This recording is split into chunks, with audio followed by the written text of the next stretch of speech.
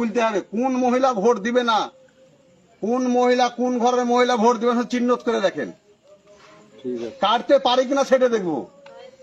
তুমি ভোট দিবা না মমতা ব্যানার্জিকে আর 60,000 টাকা খাবা? অত সস্তা কথা, এত সহজ কথা? তোমাকে দিয়ে দিব 60,000 টাকা।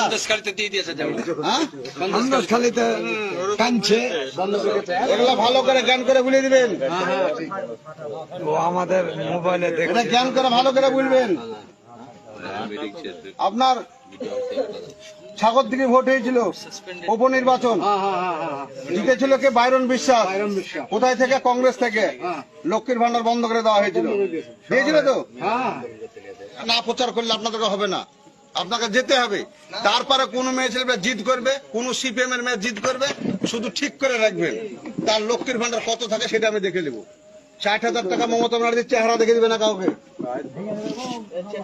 বছরে আপনি ভোট দিবেন কবার? 3 বার। যদি বলে একটা ভোটের মূল্য কত হয়? 20,000।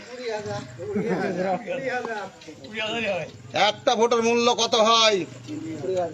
20,000। আপনি তো 5 বছরে দিবেন 3টে ভোট, আর 5 বছরে আপনি টাকা পাবেন 60,000। এই অঙ্ক কেউ করে দেখেছে? এই অঙ্ক কোনো মহিলা করে দেখেছে?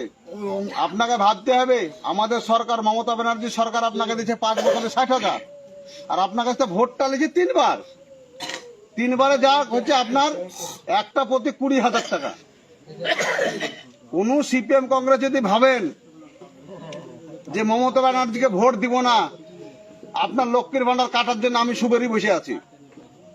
আপনি যদি লক্ষ্মীর ভান্ডার আপনি যদি ভোট না দেন, তা আমার সরকারের আপনি টাকা 60,000 খাবেন কেন 5 বছরে? আপনার খাওয়ার তো কোনো যুক্তি নাই। কেন খাবেন? আপনাকে 1 টাকা দিচ্ছে নাকি? 2 টাকা 1 টাকা দিচ্ছে নাকি সরকার?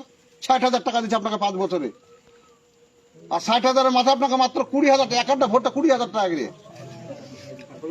আপনি ভাবুন বিষয়গুলো, আপনার ভাবতে হবে, এগুলা বলতে হবে আপনাদেরকে।